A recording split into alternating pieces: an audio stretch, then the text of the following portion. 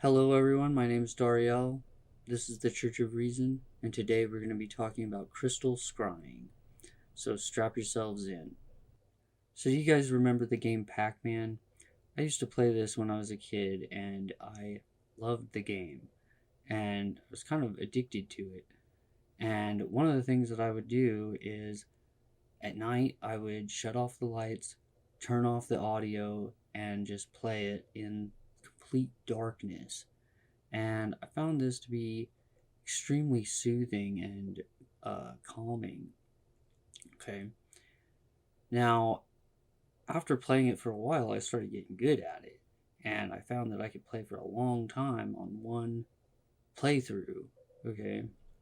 And after a while, I started to have experiences.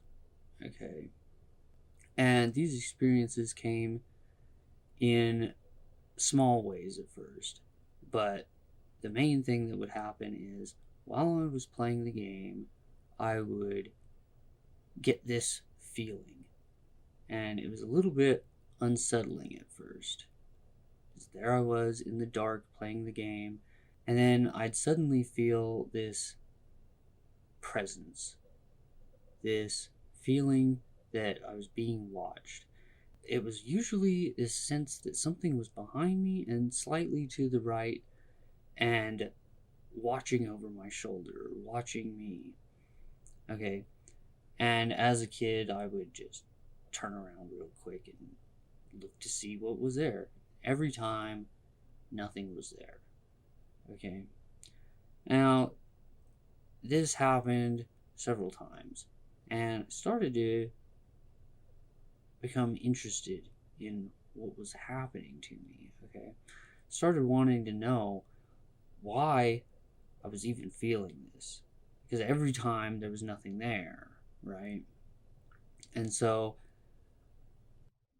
decided to keep doing it, decided to keep playing the game and keep feeling this way until I basically became immune to the feeling. Okay, so what I would do is play the game, and when that feeling came on that something was behind me, I would just ignore it, just keep playing, right?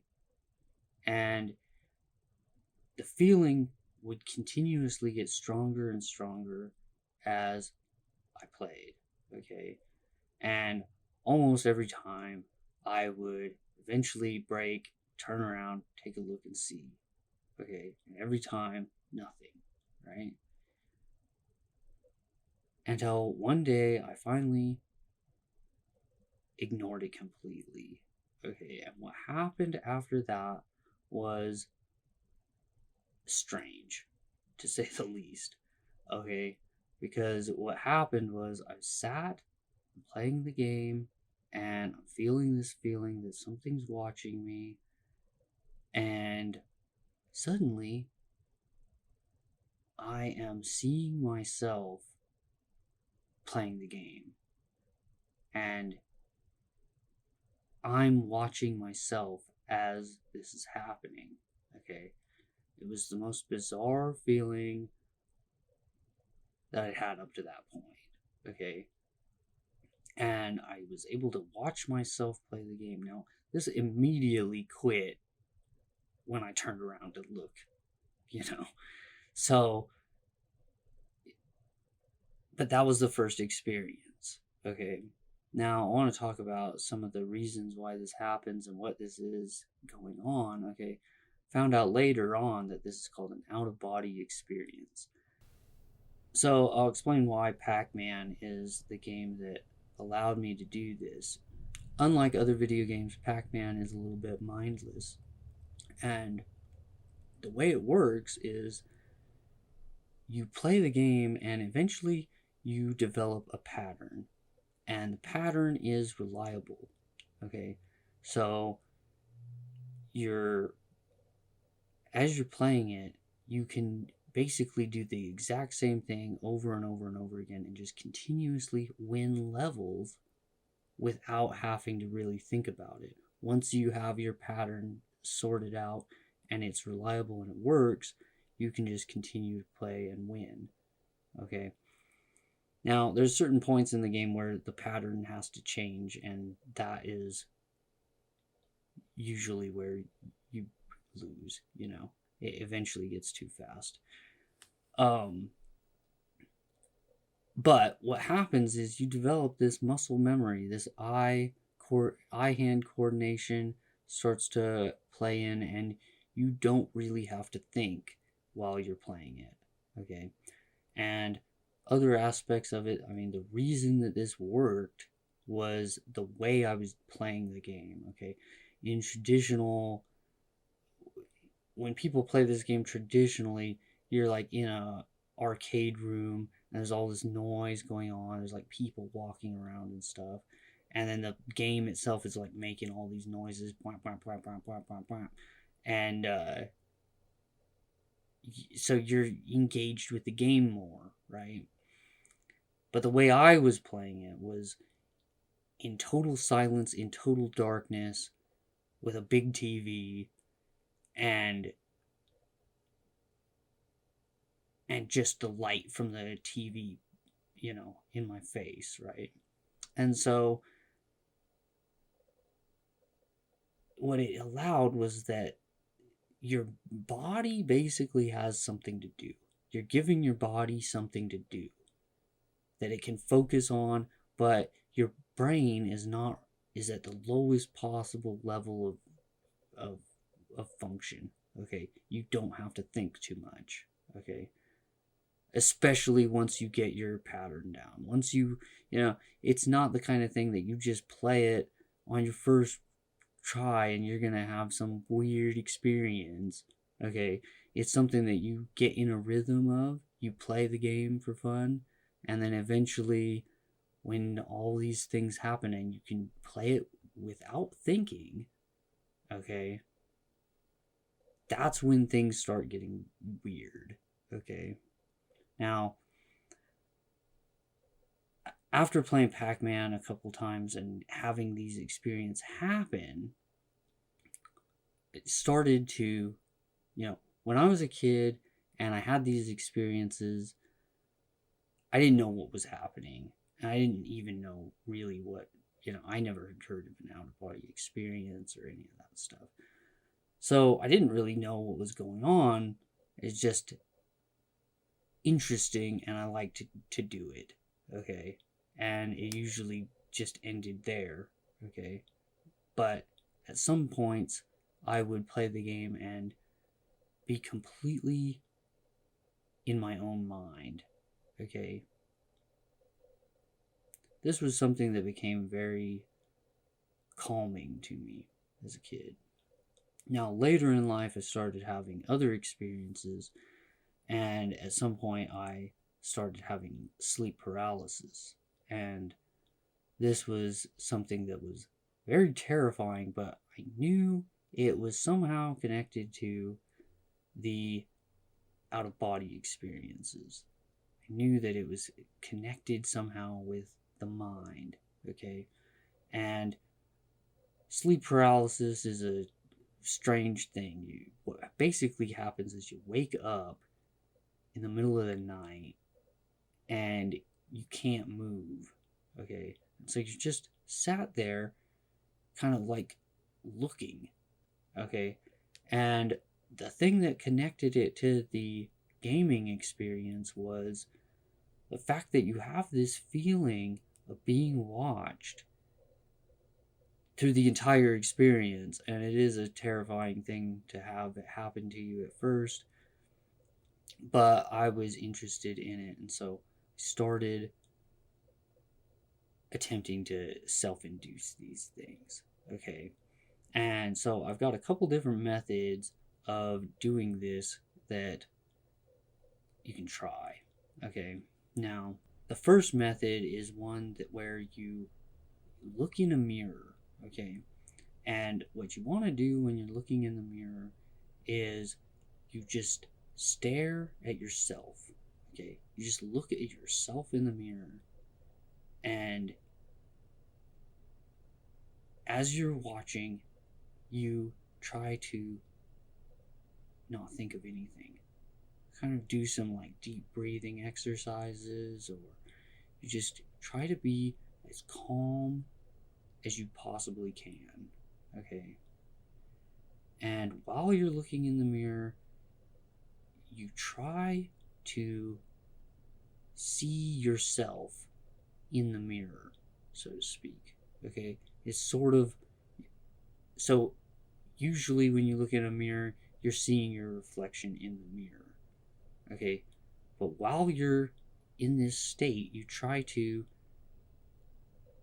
flip it. You try to look at yourself in the mirror. I know this is a little bit complicated, but instead of looking at your reflection in the mirror, try to look at yourself through the reflection. Okay? This is a complicated thing to explain, but what will happen is eventually you will not be able to distinguish yourself from the reflection. This is a beginning. This is how you begin to start to have a different experience. Okay. Now, I should say this right now. If you're looking in the mirror and you're seeing something that is scary or disturbing, okay, then you should definitely stop doing it, okay, because that can be bad, okay. Now, these are all basic things. These are the simplest ways of doing this stuff. Now, the other method is and I used to do this all the time, is after it rains, okay? It rains sometime, and you go outside and you see puddles of water, right? And the puddles are super clear, and you want to find an area in the pavement where it dips and there's a decent puddle there, but it's like thin, you know. It's just the surface of the pavement that's like a little bit dipped, and the water pools there. Okay, so it's the thinnest possible layer of water. Okay, and what you'll do is you'll sit by this puddle, okay, and you look into the puddle. You want to be angled pretty much straight down but slightly off, okay. And what you want to observe when you're doing this is the reflection on the surface of the water is straight up to the sky. You should be seeing the sky, trees, power lines, that kind of thing, downward. You're looking down and up, okay, because the reflection's aimed up, okay. Now you'll see that, okay, and it looks nice, it's clear, okay. And this is usually after the sun comes back out and everything, right? So you see this reflection in the surface of the water, but then what you want to do is you shift your focus to through the water. You're looking at the actual pavement, and usually there's like little dirt and like sometimes there's like a bug in there or something like that, okay. You're looking at the bottom of the pavement through the water, okay. And then what you want to do is shift your focus again to the surface of the water, where you're not looking at the reflection in the water, but you're just looking at the actual water, the actual surface, okay. And it kind of has this skin on the top that you can kind of see, okay. And what you'll do is you'll shift your focus between the reflection, the surface of the water, and the pavement in cycles, okay. And you just try to adjust your eyes. You're not moving your head or anything, but you're just shifting your focus on what you're looking at, okay. And you do this in repetition, okay. You're looking at the sky, you're looking at the surface, you're looking at the bottom, okay, and then back, altering. And what you're trying to do is look at all three things at once. Okay, so you get a triple image. Okay, this is hard to do. And, but once it happens, okay, and while you're doing it, you're breathing steadily, taking deep breaths and breathing normal, okay, and you try to get as calm as possible. Once this happens, you'll have an experience, okay? Now, these are some of the methods, and once you do these, then you'll be ready for actual crystal scrying, where you basically, the only way I can describe it is that you'll be seeing things that aren't being seen through your eyes. Okay, you're seeing things in your mind. Okay, and there's other ways of doing this, and I'll give you one more, which is basically what you'll do is you'll lay down, and this all comes into the sleep paralysis aspect. Okay, what you'll basically do is you'll lay down and you'll close your eyes and you start this meditation. Okay, you basically just try to clear your mind of everything. Okay, and try not to think about anything. Okay, whatever's coming up in your mind, you just let that go, and try to be as still as possible. Okay, and strange things will begin to occur. Okay, one thing that will happen is, and a lot of times it happens first, okay, is you'll feel this sense of drifting or spinning or falling. Okay, and it's those things that will cause you to want to sit up or move your body, adjust, try to do something else, right? Because it's just like that moment when you're asleep. Like, I don't know if you've ever had that feeling where you're sleeping and all of a sudden you're falling and you like jolt, you try to like catch yourself. Okay, the goal here is to allow yourself to actually start falling, feeling this feeling. You're not actually falling, but you feel this feeling that you're plummeting down. Okay, and what you want to do is just not move. It's a hard thing to do, to train your body to not want to drop. Okay, it's a hard thing to do, to train your body to just allow that to happen. Okay, and sometimes you'll feel this feeling that you're slowly going sideways, like you're on like a conveyor belt or something like that. And then other times you'll feel as though you're on like a merry-go-round or something, and it's just slowly rotating. Okay,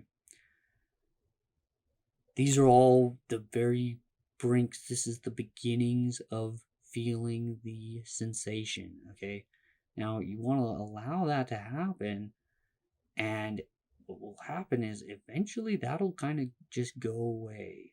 Okay, and while you're holding completely still and you're laying on your back, okay, eventually you'll start to have a feeling that your arms or your legs, your extremities will start to feel as though they're asleep.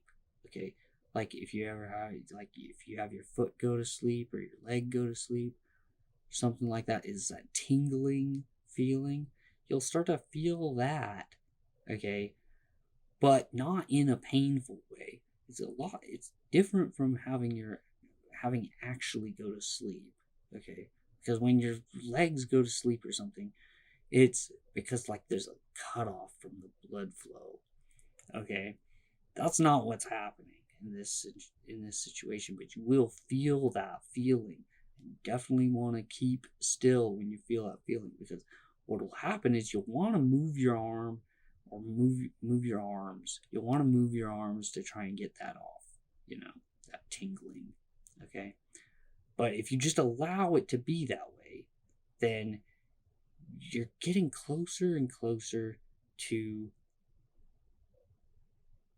getting out of your body, basically. You're going to leave that feeling behind and you're going to have a different sensation, okay? And once that happens, you are going to essentially leave the body, okay?